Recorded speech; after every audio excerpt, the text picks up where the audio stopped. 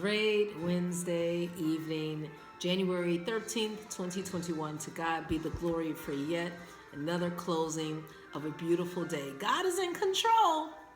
There have been a lot of changes, from state positions, Mike Madigan being out, being replaced by an African-American young man, to, the impeachment proceedings from the House of Reps and all that. God knows what is going on. He sees, he cares. Something that really spoke to me, because we would have gone to Proverbs 13 tonight. And it says in the second half of verse 13, so 13:13, it says, "But he or she that respecteth or feareth the commandment, the laws, the ways of the Lord, shall be rewarded." When we put things in place in our life, we were talking about boundaries and parameters and limits and structure in our life earlier today. Well, God wants us to make sure that we are honoring him at all times with our lifestyle and our choices. He does not want us to be reckless and careless. And we saw that there were reckless and careless words that were spoken by Trump. And just with him saying, fight like HELL and all that. And some other words, and just just a few words and some other missteps. But when we really acknowledge the Lord and what we do, that is our safety net. The Lord will say, okay, slow down. No, maybe you shouldn't say that. No, this is not the right time. This is not the right setting.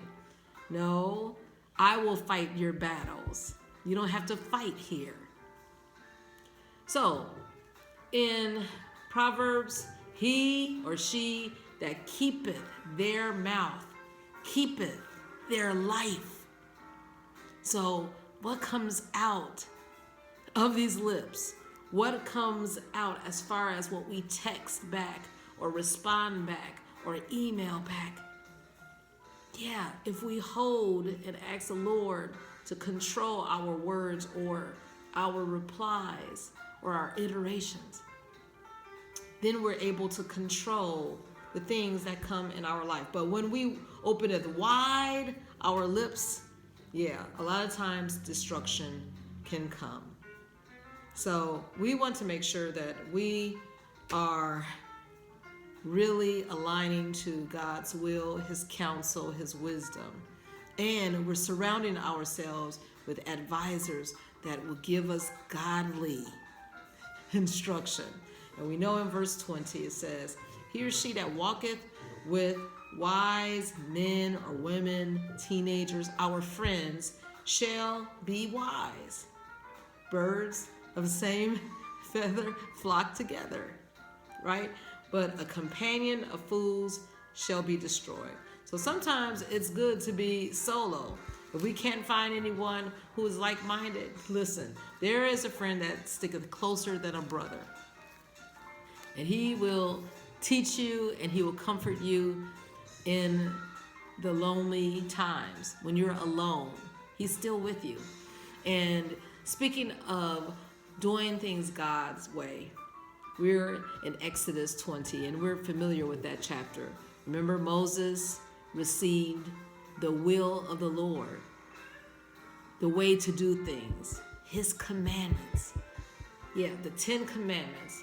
And it is really for our safety and our peace, so that there will be order and we can prevent a lot of chaos and confusion and calamity in our own lives.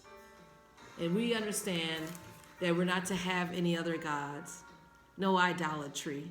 So no job, no position, no person, no house, no account. No. We know that we're not to make idols. We're only to worship God.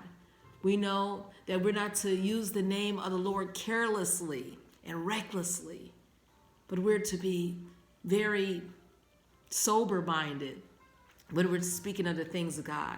We know that we're to keep the day of worship holy. We know that we're to honor our parents.